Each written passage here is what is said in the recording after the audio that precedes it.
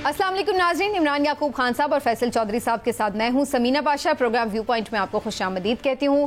नाज़रीन, अगरचे हुकूमतें बन चुकी, अपने अपने काम करना शुरू हो चुकी, इस दौरान भी बात हो रही है कि मुल्क का माहौल बेहतर हो ताकि मुल्क में इक्तिसादी जो एक बहरान है उसको ख़त्म किया जा सके।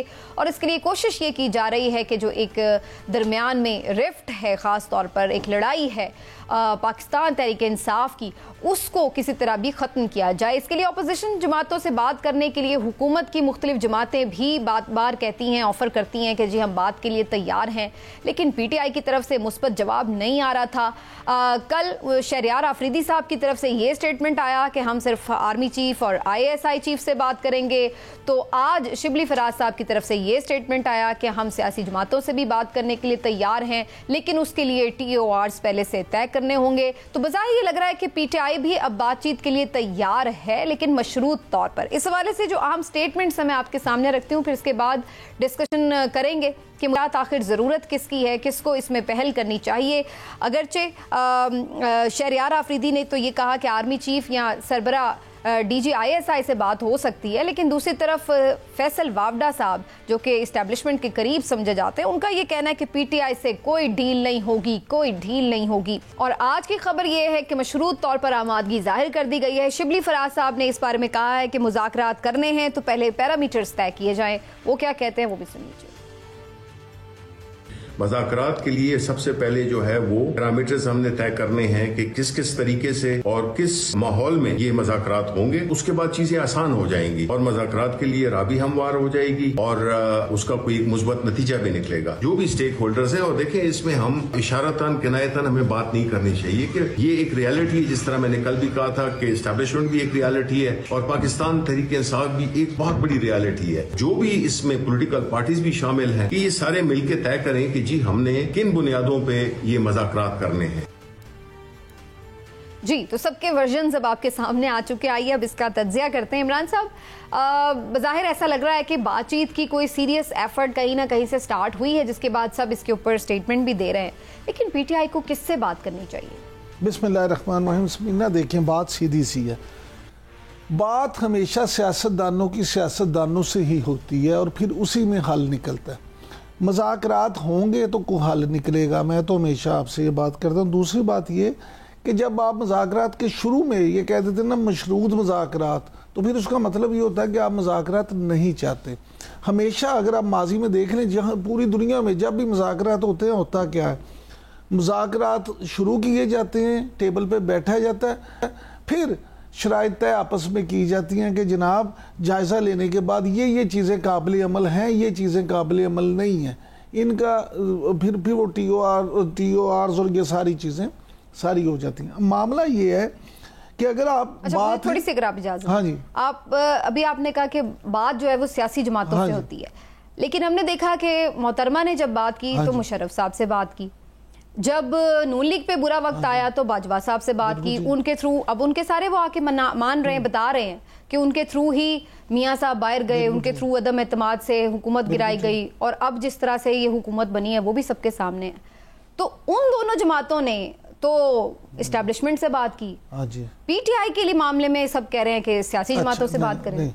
मुशर्रफ साहब उस वक्त क्या थे जब बेनज़ीर साहबा ने उनसे, लेकिन वहाँ पे काफिले की हुकूमत तो थी, एक जमहूरी हुकूमत सो कॉल्ड सामने थी ना। सुन तो लेना, वो क्या थे, उनका ओहदा क्या था? सदर थे, सदर पाकिस्तान थे उस वक्त, वो सदर पाकिस्तान थे, इसलिए वो सदर पाकिस्तान से बात थी, वो आर्मी चीफ से उस तरह से बात नहीं थी। दूसरी बात, अब आ जाते हैं इस पे, नहीं लेकिन वजीर आजम मौजूद था ना। सुन तो लेना, थी तो वो आईनी ओहदा सबसे बड़ा इस मुल्क का आईनी ओहदा सदर पाकिस्तान का। दूसरी बात ये कि उसमें जो किरदार अदा किया था वो भी सियासी शख्सियात नहीं किया था। नहीं, किरदार यहाँ पे भी अदा कर ले। सुन ले, सियासी वो आपस में चीजें शुरू हुई थी, मुज़ाकरात शुरू हुए थे, फाइनल जाके सदर के साथ हुआ था, क्योंकि उस वक्त सदर ही सबसे मजबूत थे। अब यहाँ पे देख लें, आपने खुद ही वैसे बात का जवाब दिया, जो सबसे मजबूत होता है बात उसी से मैं आपसे कह रहा हूँ। अब दूसरी कह रहे थे मुस्लिम लीग नून की बात जो आपने की। मुस्लिम लीग नून ने किससे मुज़ाकरात किए थे? जनरल बाजवा से। जनरल बाजवा साहब से किस तरह से मुज़ाकरात हुए थे? जुबैर साहब गए थे। हाँ जी, जुबैर साहब का फिर मुज़ाकरात का हल क्या निकला था? वहां से बात शुरू हो गई थी ना। हाल ये निकला था कि नवाज शरीफ साहब बाहर चले गए थे और नून लीग ने उसके लिए वोट कर दिया था एक्सटेंशन के लिए। जुबैर साहब के मुज़ाकरात बुरी तरह नाकाम हो गए थे। जुबैर साहब वो नाकाम हुए थे या मैं वो बात ही नहीं कर रही, मैंने सिर्फ ये बात की बात किससे कर रही हूं, वो बात की बात है किस वक्त वो तो जिससे बात की तो वो तो नाकाम हो गए थे। जुबैर साहब की बात का तो भांडा जो है ना उसी वहां तो फिर वो कैसे गए थे मियां साहब भाई? उसके बाद एकदम इत्मीनान कैसे आई थी? मैं आपसे गुजारिश करता हूँ, उसके बाद कोई एक मुज़ाकरात नहीं हुए। ख्वाजा आसिफ साहब की बड़ी से जगहों पे मुज़ाकरात हुए, उसके बाद मियां शहबाज शरीफ के खुद बहुत ज्यादा मुज़ाकरात हुए। फैसल चौधरी देखिए, हमें यहाँ बैठ के या तो आप चश्मदीद गवाएं तो जरूर बात नहीं, मैंने तो एक बात की गई, खबर आई थी। नहीं, खबर नहीं थी ये इस तरह चश्मदीद गवाह तो ख्वाजा आसिफ और उनके मुज़ाकरात के भी नहीं है। नहीं, वो तो खुद उन्होंने तस्लीम की। तो किसी ने देखिए मेरा एक बात देखिए, अब आप इस चीज पे आप ये बात कर रहे हैं ना, इसलिए मैं ये बात कर रही हूं। ये बात आपको भी पता है और हम सबको पता है कि ताकत का सरचश्मा कौन है यहाँ पर। और जब बात होती है जमातों की मामलात हल करने की, जहाँ पे उनके फंसे हुए होते हैं, तो वो बात उधर ही करते हैं। ये एक फैक्ट है, इसको आप जैसे मर्जी तोड़ लें मड़ोड़ लें, लेकिन ये फैक्ट है। देखिए, आप आज बात कर रही हैं, मैंने रात भी प्रोग्राम में कल भी ये बात की थी कि आप एस्टेब्लिशमेंट के रोल को पाकिस्तानी सियासत से माइनस नहीं कर सकते, माइनस। लेकिन आप ये नहीं कह सकती कि सारा रोल ही उनका है। सियासी जमातें बहरहाल सियासी जमातें होती हैं, हुकूमत हो अपोजिशन हो, अगर इतना ही हो तो आज ये सारी बातें हम क्यों कह रहे हैं कि जी इमरान खान से मुज़ाकरात होने चाहिए? अगर इनका, हालांकि वो तो अपोजिशन में है, वो तो जेल में है, लेकिन हम कह रहे हैं ना, उसकी वजह ये है कि अवाम की जो ताकत है, ताकत का चश्मा हमेशा अवाम ही होते हैं। आप जोर से जबरदस्ती से किसी तरीके से भी उनको बिठा लें, लेकिन आपको अल्टीमेटली उनके पास जाना पड़ता है। चले हम जरा चौधरी साहब से पूछते हैं। चौधरी साहब, एक तरफ पीटीआई बात करती है कि जी सिविलियन सुपरमेसी 2 साल से मार खा रही है, डंडे खा रही है, जेलें भुगत रही है, सब बर्दाश्त भी कर रही है। एक तरफ कहते हैं कि जी हमें की तरफ से सख्तियों का सामना है, उसने हमारी हुकूमत गिराई, उसने हमारे साथ सख्तियां की, ये जुल्म किए। दूसरी तरफ फिर कहते हैं बात भी उनसे करनी है। इमरान याकूब खान साहब भी आपको वही कह रहे हैं जो आप कह रही हैं। वो कह रहे हैं कि पहले मुज़ाकरात शिबली फराजों में होंगे। एक शिबली फराज जो है पीटीआई के हैं और हुकूमत शिबली फराज है असल ताकत वालों की। तो जो असल मंजूरियां हैं ये बाद में होंगी। हमेशा जो निगोसिएशंस या मुज़ाकरात है वो शुरू ऐसे ही सियासत में हाथी के दांत खाने और दिखाने के और होते हैं, ऐसे ही होगा।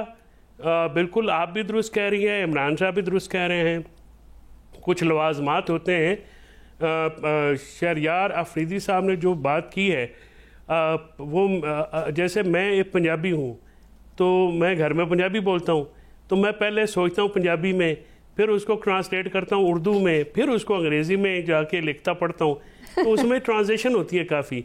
तो ये साहब हैं पश्तून स्पीकिंग, तो वहाँ से सोचते सोचते जरा उर्दू में आते हुए ट्रांसलेशन में थोड़ी गड़बड़ हो गई, थोड़ा उधर उधर हो जाता है। अच्छा, चौधरी साहब की जरा वारदात चेक करें। इमरान साहब उन्होंने क्या कहा? ठीक आप भी कह रहे हैं, ठीक मैं भी कह रही हूँ, ठीक वो अफरीदी साहब भी कह रहे हैं, चौधरी साहब भी सही पॉलिटिशियन बन गए। चौधरी सारे ठीक कह रहे, कोई गलत नहीं कह रहे।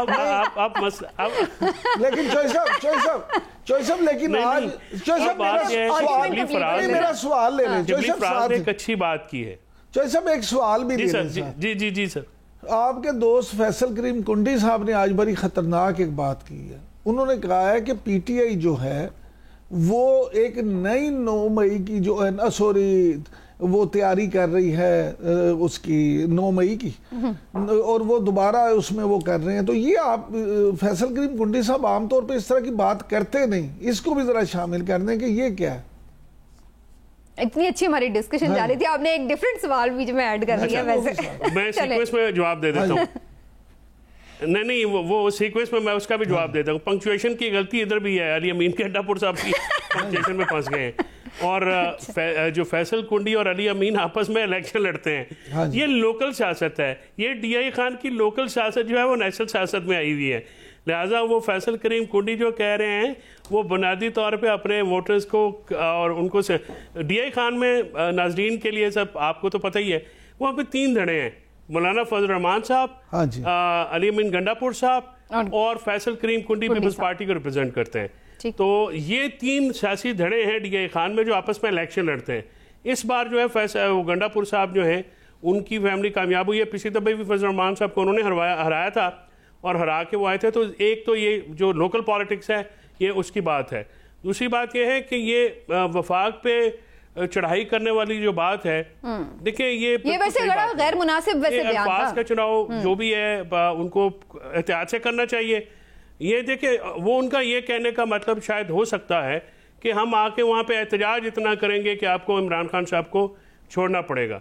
वो इस किस्म की बात जो है उन्होंने वफाक पे चढ़ाई की कोई कैसी बात कर दी। तो आई थिंक कि जब खासकर सीएम हो जाता बंदा तो फिर थोड़ी सी रिस्पांसिबल स्टेटमेंट देना चाहिए, करनी जरूरी होती है। जरा मुझे वापस to the main question, Faraz साहब ने जो बात की है, शिबली फराज साहब ने गवर्नमेंट को थोड़ा सा मूव फॉरवर्ड करने का एक मौका दिया है।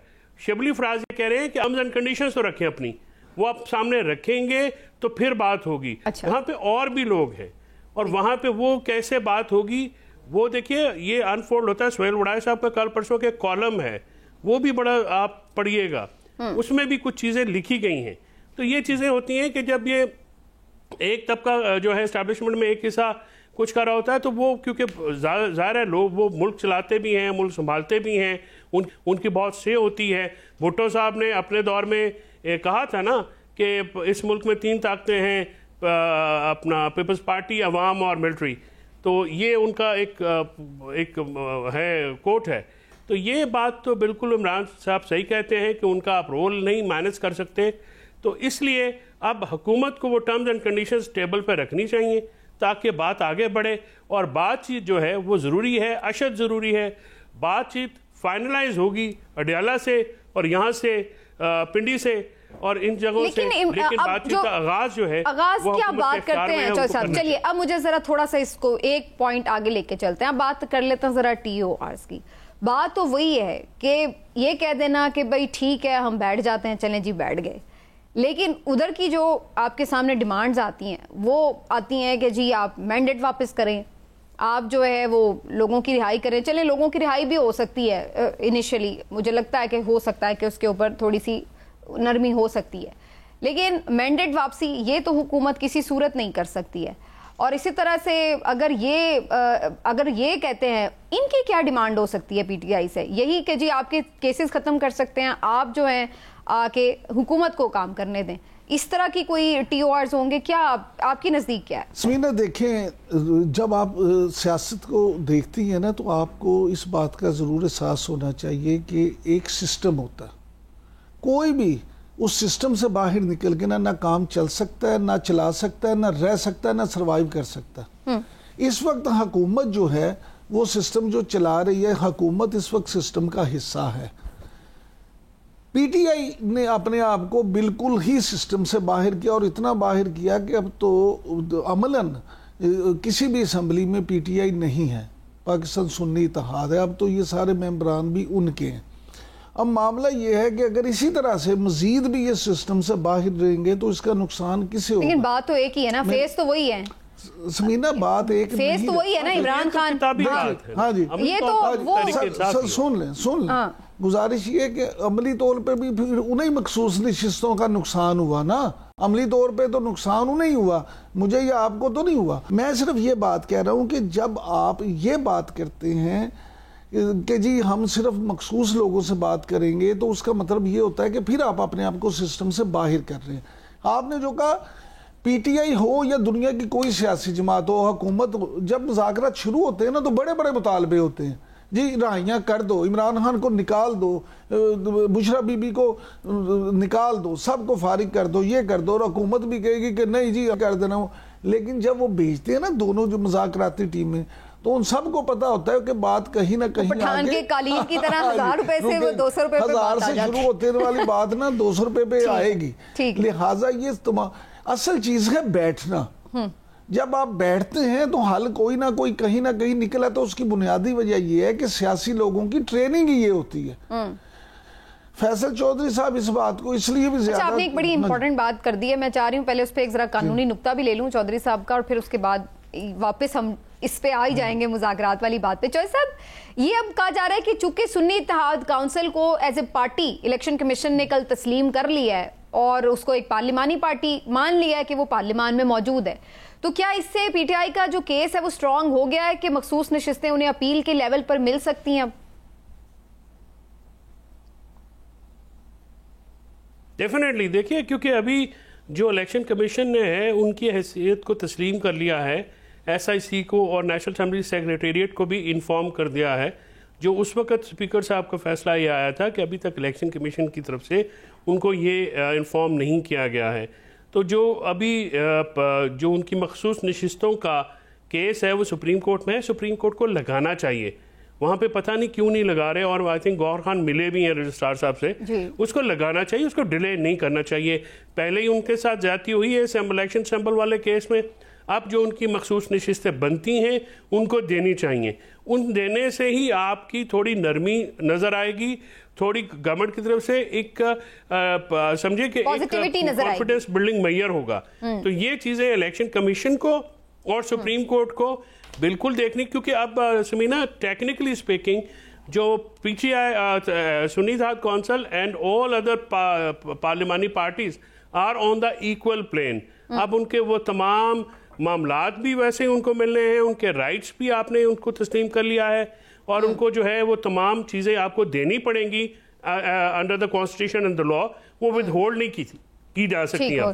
तो इससे इनका केस स्ट्रांग हो गया। अच्छा समीना, यहाँ अगर मैं आपसे ये कहूँ कि इस बात में भी आपके सवाल का जवाब है कि इलेक्शन कमीशन की तरफ से जो उनको तस्लीम किया गया है, तो ये भी हुकूमत की तरफ से एक जेस्चर है कि जनाब ये हमने इस तरफ शुरू कर दिया, अब आप भी वैसे मैं इतनी उस मामले में गौर से देख रही हूँ, मुझे तो लग रहा है इसके भी पीछे कोई कहानी नहीं ना निकल आए। बहरहाल एक ब्रेक ले लेते हैं और ब्रेक से वापस आकर इस पर भी बात करेंगे कि जी आसमा जहांगीर कॉन्फ्रेंस भी मुनक़िद की गई है और इसमें बड़ा अहम जस्टिस मंसूर अली शाह साहब का है, इस पर भी बात करेंगे। और थोड़ी मेरी कोशिश होगी कि गंदम की खरीदारी का एक इशू बहुत सीरियस है इस वक्त मुल्क में, इसके ऊपर वज़ीर आज़म साहब ने फाइनली कुछ नोटिस लिया, लेकिन क्या ज़ाला होगा किसानों की शिकायत का, इस पे भी बात होगी। एक ब्रेक के बाद नाज़रीन हमारे साथ रहिएगा।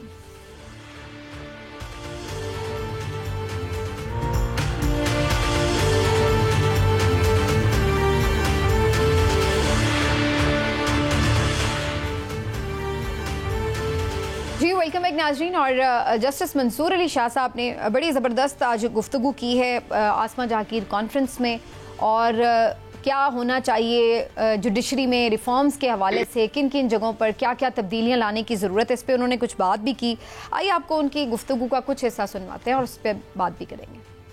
जुडिशरी जो होगी वो इंडिपेंडेंट, फुली इंडिपेंडेंट होनी चाहिए। जब तक हम इंडिविजुअल से निकल के सिस्टम की तरफ नहीं आएंगे, ये सिस्टम हमेशा हर इंडिविजुअल के ताबे रहेगा और वो इधर से उधर होता रहेगा। इसीलिए इस इदारे में कंटिन्यूटी नहीं है। एक चीफ जस्टिस साहब आते हैं वो इस तरफ ले चलते हैं, दूसरे आते हैं उस तरफ ले चलते हैं। तो जुडिशरी की इंडिपेंडेंस पे उन्होंने बात की, और इस गुफ्तगू में उन्होंने ओवरऑल जो जजेस के तैनाती का तरीकाकार है, उनके कोड ऑफ कंडक्ट और बहुत सारी चीज़ों के हवाले से गुफ्तगू की, जो कि आइडियली बड़ी अच्छी है, लेकिन क्या इस पे अमल आगे हमें होता नज़र आएगा, इस पे भी बात करना बड़ा ज़रूरी है। चौधरी साहब, जस्टिस मंसूर अली शाह साहब की गुफ्तगू को, आज के खिताब को कैसे आप देख रहे हैं, और आपको लग रहा है कि अब जितना ये मामला खुल के सामने आ गया है मुदाखलत के हवाले से, अब हर कोर्ट की तरफ से, हर हाई कोर्ट की तरफ से इसके ऊपर बड़े स्ट्रॉन्ग हम देख रहे हैं कि रिएक्शंस भी आए हैं, तजावीज़ भी आई हैं, तो अब ये एक कम से कम एक स्टेप फॉरवर्ड ज़रूर हो गया है 6 जजेस के ख़त के बाद से, कि कहीं पर जुडिशरी में ये रियलाइजेशन है कि अपने इदारे को हमने स्ट्रॉन्ग करना है, मुदाखलत से पाक करना है।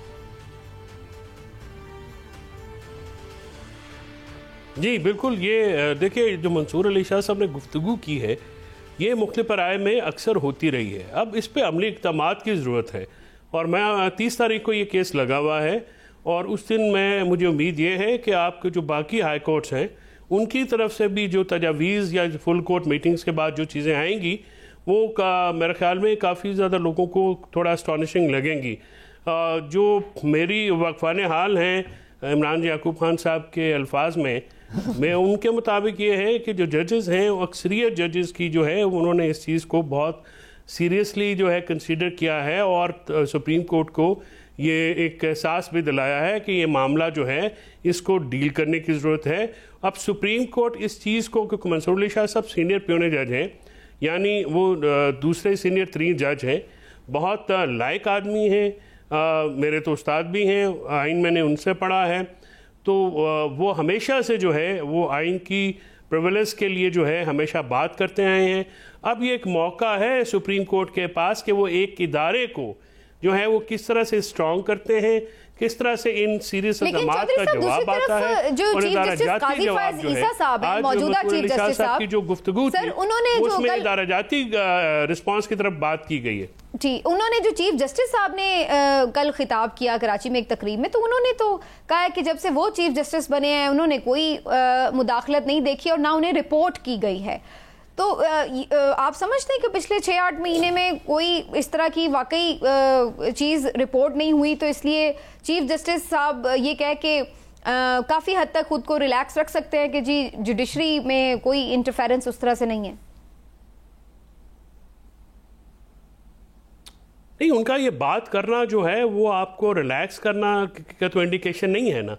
ज़ाहिर है वो जब उन्होंने ये बात की है तो उसके ऊपर फिर ये लोगों ने बात की होगी। बार्स में वकला बात करते हैं, तकरीबा होती हैं, हर लोग खुल के वकला जब जजेस के सामने आते हैं तो खुल के ऑफ रोस्ट्रम जो बातें होती हैं, ओथ पे होती हैं, खाने पे, डिनर्स पे तो बातें होती हैं। लोग एक दूसरे के कंसर्न जो हैं बार जो है वो जजेस को बिल्कुल ओपनली करती है और वकील जो है वो बड़े मुँह फट होते हैं और वो बिल्कुल ओपनली बात करते हैं। फिर इसमें सहाफ़ियों भी आजकल आ जाते हैं। तो जो चीफ साहब ने ये कहा है, आज तक 6 जजेस ने ये पहली दफ़ा हिम्मत की है कि उन्होंने लेटर लिख के ये बात की है। उससे पहले कौन सा चीफ जस्टिस जो है, आज आप पूछ लें इफ्तिखार मोहम्मद चौधरी से लेके अब तक रिसेंटली तो यही आई हैं 15-20, उनसे पूछ लें कि क्या क्या हुआ है।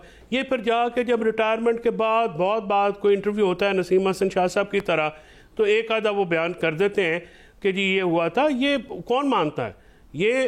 और दूसरी बात ये समीना कि अगर ये इनके दौर में नहीं हुआ, ये कोई बात रेलिवेंट है भी नहीं।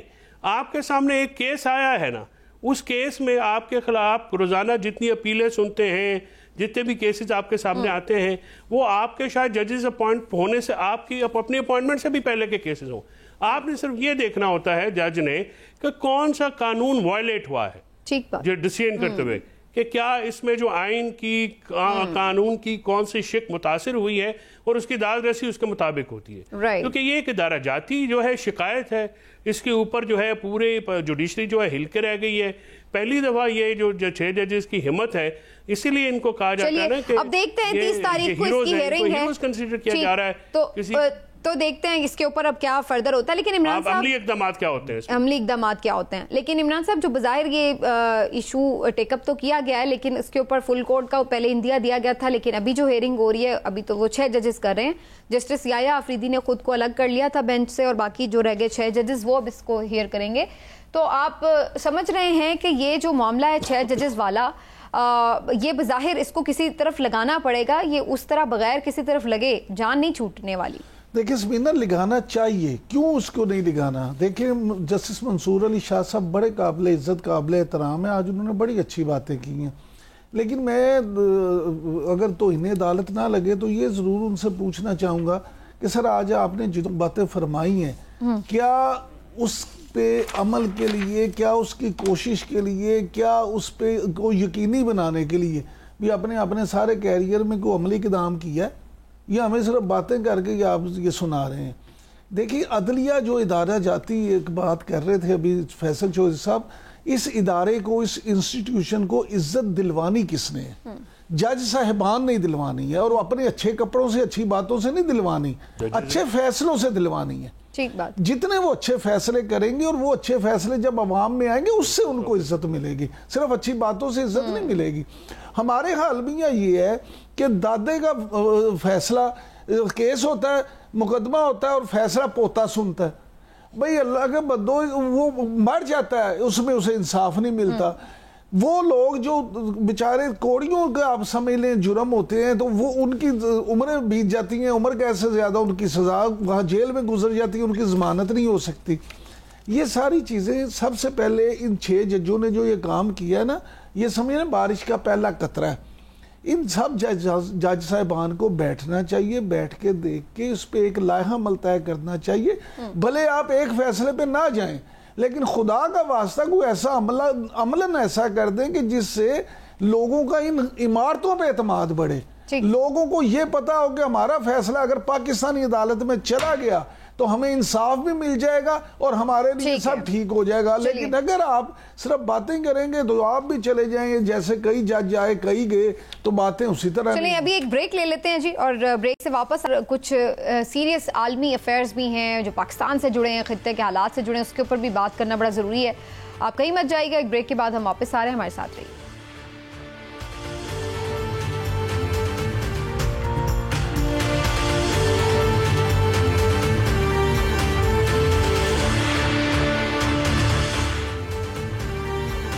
जी वेलकम बैक नाज़रीन, और इस सेगमेंट में ख़ास तौर पर कुछ अहम बैनुल-अक़वामी अमूर हैं जिनके ऊपर बात करना बड़ा ज़रूरी है। पाकिस्तान के तनाजुर में भी बड़ी इंपॉर्टेंट डेवलपमेंट्स हैं, जैसे कि वज़ीर-ए-आज़म आलमी इक़्तिसादी फ़ोरम के इजलास में शिरकत के लिए सऊदी अरब रवाना हो गए हैं। तो कितना इंपॉर्टेंट है वज़ीर-ए-आज़म का ये दौरा? इससे पहले भी वज़ीर-ए-आज़म जब उम्रे की अदायगी के लिए गए तब भी उनकी मुलाकातें हुई थी अहम, उसके बाद वफ़द भी आया, अब वज़ीर-ए-आज़म साहब दोबारा गए हैं फ़ोरम में शिरकत के लिए। तो क्या पाकिस्तान के लिए अपॉर्चुनिटीज़ हैं यहाँ पर, इस पर भी बात करेंगे। इसके साथ साथ दीगर कुछ अहम मामलात हैं जो कि हो रहे हैं इस वक्त वर्ल्ड वाइड, उसके हवाले से भी राय जानना बड़ा ज़रूरी है। और हमारे साथ इस वक्त मौजूद हैं एजाज़ अहमद चौधरी साहब, जो कि साबिक सेक्रेटरी खारजा हैं और बहुत ज़ाहिर है मोस्ट रेलिवेंट पर्सन हैं कि उनसे हम इन उमूर के ऊपर बातचीत करें। बहुत शुक्रिया आपका चौधरी साहब, and thank you so much, आपने प्रोग्राम के लिए वक्त निकाला। सर, सबसे पहले आपसे ये जानना चाह रहे हैं, वज़ीर-ए-आज़म का ये जो दौरा है इसकी क्या अहमियत आप देख रहे हैं? और दौरे तो काफ़ी हो रहे हैं, आपस में बातचीत राब्ते हो रहे हैं, कब तक हम एक्सपेक्ट करें कि इन दौरों की समरात भी पाकिस्तान में नजर आना शुरू होंगे? जी बहुत शुक्रिया इस प्रोग्राम में दावत देने का। मेरे ख्याल में इतनी तेज़ी से तो समरात नहीं आएंगे, और उसकी बुनियादी वजह यह है कि आपको घर के अंदर भी बहुत सारा काम करना है। लेकिन इसका ये मतलब नहीं कि ये दौरे या ये बातचीत नहीं करनी चाहिए। ये इसलिए ज़रूरी है क्योंकि जो एक प्रोग्राम बना है कि जिस तरह इक़्तिसाद को ऊंचा करने के लिए अपने दोस्त मुल्कों से सरमायाकारी लाई जाए, क्योंकि खाली जो आपको एड पैकेजेस आते थे कभी, वो तो उन्होंने तो काम नहीं किया, हमें फ़ायदा नहीं हुआ, नुकसान ही हुआ, बल्कि कर्जा इतना चढ़ गया है कि अब हम उसकी अदायगी भी नहीं कर पा रहे। तो इस वजह से ये जो एक फॉर्मेट बना है SIFC, जिसके तहत वो सरमायाकारी लाना चाहते हैं सऊदी अरब से, चीन से, इमारात से, शायद तुर्की से, तो कहूँगा अमेरिका से भी आनी चाहिए, यूरोप से भी आनी चाहिए, मलेशिया से भी आनी चाहिए। तो उसके तहत अगर इन मुल्कों से राब्ते हों और वो अपना सरमाया इसमें डालें, इस एतमाद के साथ कि उनको हमारी कोई सुर्ख फीता या ब्यूरोक्रेटिक रेड टेप का सामना नहीं करना पड़ेगा, जिससे घबरा कर कोई नहीं आता। और दूसरा ये कि लॉ एंड ऑर्डर उनका जरा सिक्योर होगा उनके लिए। तो मैं समझता हूँ कि ये दौरा मुफीद है उस लिहाज से, क्योंकि ये राब्ते पाकिस्तान की इसमें सिर्फ ये भी पूछ लूँ, चौधरी साहब, वजीर खारजा और वजीर खजाना वो भी दोनों साथ हैं, और ये भी शुनीद है कि शायद IMF की जो लीडरशिप है उससे भी वहाँ वजीर आज़म की मुलाकात होगी। तो क्या आप समझते हैं कि जो मुल्क की मुआशी सूरत हाल है, IMF के साथ जो मामला चल रहे हैं, उसमें भी इस मुलाकात का मुस्बत असर निकलेगा?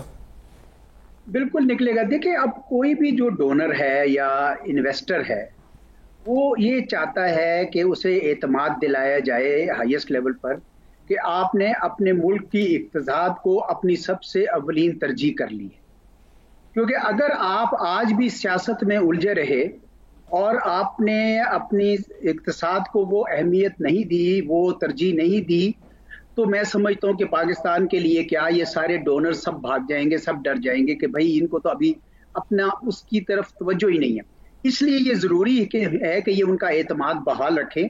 लेकिन साथ ही साथ, जिस तरह मैंने पहले अर्ज की, कि आपको बहुत ज़रूरी है कि आप अपने घर को भी सीधा करें, ताकि जो इन्वेस्टमेंट जिसके लिए आप इतनी तगोदो कर रहे हैं वो एब्जॉर्ब हो सके सही तरीके से, और पाकिस्तान में जॉब्स क्रिएट हों पाकिस्तान के लोगों को भी महसूस हो कि ये सारी जो इमदाद आ रही है ये इमदाद नहीं है बल्कि सरमायाकारी है जिससे हमारी तकदीर बदल सकती है। लेकिन चौधरी साहब, अब हमारी रुकावटें सिर्फ ये नहीं है कि हमारे अंदर मुल्क में सिक्योरिटी के मामला मैं हैं। ये सवाल आपसे पूछना चाह रहा हूँ कि क्या सिर्फ बैरूनी इमदाद का आना ही काफ़ी होगा या यहाँ के जो सियासी और लॉ एंड ऑर्डर की सिचुएशंस हैं उनका भी बरकरार रखना ज़रूरी है? और सियासत, जब तक सियासत में इस्तेहकाम नहीं आएगा तो ये मामलात कैसे होंगे?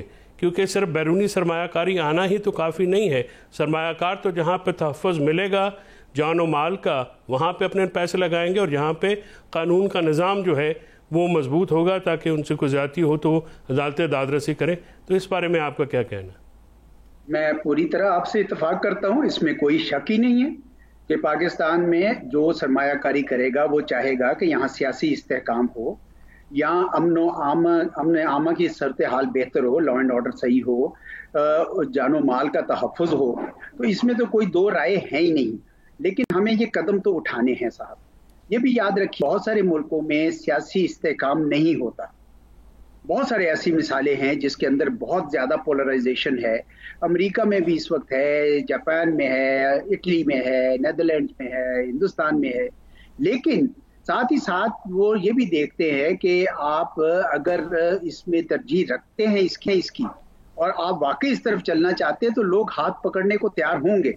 ये एक रिस्क है जो हम ले रहे हैं, क्योंकि अगर आप बाकी काम नहीं करेंगे, मैं आपसे पूरी तरह इत्तेफाक करता हूँ कि अगर आप बाकी जो वजह है लवाज़मात पूरे ना करें, बिल्कुल ठीक, पूरा माहौल होना चाहिए, ये आपकी बात दुरुस्त है। लेकिन चौधरी साहब, इसमें एक और फैक्टर भी है, वो ये कि जैसे अभी ईरानी सदर ने दौरा किया और उनसे अभी बातचीत हमारी किसी तरफ लगी भी नहीं थी कि उससे पहले ही अमेरिका के भी हदायत आना शुरू हो गई कि किसी तरह की भी उनके साथ ना नेगोशिएशंस या मुआहदे किए जाएं। तो हम लोग इंडिपेंडेंटली मूव कर सकते हैं क्या कि हमने जिससे चाहें, हम चाइना से चाहें, रशिया से चाहें, ईरान से चाहें, हम लोग ताल्लुकात भी बनाएं, चाहे वो इक्तिसादी हों, चाहे वो किसी भी तरह के हों? तो ये भी तो एक इशू है कि हम लोग क्या आज़ादाना अपनी खारजा पॉलिसी तरतीब दे सकते हैं? क्यों नहीं दे सकते साहब? देखिए, आप ये तो अपना यानी जिसे कहते हैं स्टेट ऑफ माइंड है। आप अगर अमेरिका की एक धमकी मानेंगे तो फिर वो 4 धमकियां और देगा। इसलिए ईरान एक आपका हमसाया मुल्क है और आपको उसके साथ ताल्लुकात उस्तवार करने हैं और इस तौर पर करने हैं कि अमेरिका की लगाई हुई सैंक्शंस वायलेट ना हो, और साथ ही साथ आपको अमेरिका में बड़ी शिद्दत के साथ सफारतकारी करनी है, ये समझाने के लिए कि साहब हम आपकी सैंक्शंस को वायलेट नहीं कर रहे, लेकिन ये भी तय है कि हम अपने हमसायों के साथ ताल्लुकात रखने पे मजबूर हैं। पहले ही हम उनके साथ जो एक सस्ती तवानाई हमारे पास आ सकती थी हम नहीं ले सके क्योंकि आपकी सैंक्शंस लगी हुई हैं। और जहां तक अमेरिका का ये ताल्लुक है जोर का कि भाई वो IMF से रोक देंगे, तो मैं कहता हूँ भले रोक दें। देखिए, बात ये है कि आपने किसी तौर पर कभी ना कभी तो अपने पांव पर खड़े होना है। आपने अगर दूर बांध के मुल्कों से सारी उम्मीदें बांधी हुई हैं और अपने हमसायगी में आपके इस तरह हालात खराब हों तो चलता नहीं। तो ईरान के साथ आपको ताल्लुकात रखने चाहिए। जिस तरीके से तो सब ये फरमाइएगा कि जो चीन के साथ जो ये जो आपकी मैं काइंडली आपसे पूछा इमरान साहब सिर्फ एक मिनट, वो ये है कि थर्ड टाइम मोदी को अगर आप इंडिया में प्राइम मिनिस्टर देखते हैं तो हिंदुस्तान पाकिस्तान के रिलेशंस कैसे रहेंगे? बिकॉज हमारे यहाँ पे तो दिया जा रहा है इंडिया से ताल्लुकात का। हाउ वुड यू सी कि if Narendra Modi third time जो है वो दिल्ली में आते हैं तो उनका अप्रोच और रवैया पाकिस्तान के बारे में कैसा होगा? तो और क्या इंडिया पाकिस्तान के जो आपसी रिलेशन है वो क्या कोई आगे बढ़ पाएंगे कि नहीं बढ़ पाएंगे? देखिए, इसमें तो कोई अब दो राय नहीं रह गई कि नरेंद्र मोदी साहब और उनकी पार्टी बीजेपी की अपनी एक सबसे बड़ी तरजीह है कि वो हिंदुस्तान को एक हिंदू रियासत बनाए, और उसके लिए वो तमाम तर इकदामात उठा रहे हैं जो वो उठा सकते हैं। तो पाकिस्तान तो उसमें फिट इन नहीं होता। हाँ, मोदी साहब के आने से पहले कई बार ऐसे मौके आए कि ये दोनों मुल्क अपने ताल्लुकात उस्तवार कर सकते थे, बेहतर कर सकते थे, तजारत भी हो सकती थी। बदकिस्मती से वो मौके ज़ाया हो चुके हैं। लेकिन अभी मैं ये समझता हूँ कि अगर मोदी साहब दोबारा आते हैं इक़्तिदार में और वो पाकिस्तान के साथ ताल्लुकात को थोड़ा बहुत बेहतर इसलिए करना चाहते हैं कि वो तारीख में कहीं ऐसा दर्ज ना हो जाए कि उन्होंने अपने तमाम हमसायों के साथ गलत या सख्त रवैया रखा, तो फिर पाकिस्तान की तरफ से कोई रिस्पॉन्स बनता है। ये नहीं हो सकता कि हिंदुस्तान ना चाहे, कुछ भी सिग्नल ना दे और आप तजारत शुरू कर दें और आप सब कुछ, ये तो नहीं हो सकता ना। ताली तो दोनों हाथों से बजेगी। तो मैं ये समझता हूँ कि अभी पाकिस्तान के क़यादत को इंतजार करना चाहिए, अभी कोई इनिशिएटिव नहीं लेना चाहिए। चौधरी साहब ये फरमाइएगा कि जिस तरह से ये बातें हो रही हैं कि चीन, ईरान, पाकिस्तान, तुर्की और किसी हद तक मलेशिया ये मिलके एक ऐसा ब्लॉक बना लें और यहाँ पे जो काम हो ताकि अमेरिका पे डिपेंडेंसी जो है कम से कम हो सके, तो आप इस हवाले से क्या फ्यूचर देखते हैं? क्या वाकई अमलन ऐसा मुमकिन है या सिर्फ बातें ही हैं? नहीं, बातें तो नहीं है। ये एक मुस्तकबिल की तरफ एक कदम बढ़ा रहे हैं जिसमें US डॉलर के ऊपर जो इन्हिसार है सारी दुनिया का, उससे वो किसी तरीके से हट सके। ये 1 या 2 या 3 सालों की बात नहीं है, इसमें कई दहाइयां गुजर जाएंगी शायद, लेकिन ये कदम उठाया जा रहा है। बहुत सारे ममालिक हैं, जिस तरह रूस है, चीन है और हिंदुस्तान है, ब्रिक्स के बाकी ममालिक है, वो सब ये कोशिश कर रहे हैं कि वो अपनी करेंसी में कुछ ना कुछ कारोबार करें। लेकिन आपने देखा कि ये इतना आसान नहीं है, क्योंकि अमेरिका की जो इस दुनिया की इक्तिसाद के ऊपर जो उसका डोमिनेंस है, उसको एकदम से ख़त्म करना किसी भी मुल्क के लिए मुमकिन नहीं है। हाँ, अलबत्ता कदम उठाए जा रहे हैं आहिस्ता आहिस्ता। बहुत सा मिसाल के तौर पर ईरान, रूस से जो तेल हिंदुस्तान खरीद रहा है वो रुपए में खरीद रहा है। इसी तरीके से और भी कुछ ऐसी ट्रांजैक्शंस हो रही है, लेकिन अभी उनकी बड़ी कम महदूद तादाद में है, एकदम से नहीं होगा। चीन भी शायद नहीं करना चाहेगा, क्योंकि चीन की इक्तिसाद अमेरिका के इक्तिसाद के साथ और आलमी इक्तिसाद के साथ बहुत ज्यादा जुड़ी हुई है। तो ये बतदरीज अमल होगा, लेकिन मुझे सिर्फ यही नजर आ रहा है। चौधरी साहब ये भी फरमाइएगा, अफगानिस्तान के साथ मामलात को कैसे डील किया जाए? हम अमेरिका के साथ अगर कोई ताउन करते हैं किसी भी तरह का, तो अफगानिस्तान उसको बहुत पसंद नहीं करता है, और अगर अफगानिस्तान के साथ मामलात बेहतर होते हैं तो अमेरिका भी उस पर नज़र रखे होता है। तो आपको क्या लगता है कि अफगानिस्तान के साथ मामलात किस तरफ जाने चाहिए? और ख़ास तौर पर कुछ ये जो फैसले किए गए जिसमें मुहाजिरीन की अफगानिस्तान में वापसी भी शामिल था, जो गैर रजिस्टर्ड लोग थे, इस पर भी एक ज़ाहिर है लोगों के अंदर मुख्तलिफ किस्म के जज्बात थे। तो आपको क्या लगता है इस पर पाकिस्तान की क्या स्ट्रेटजी होनी चाहिए?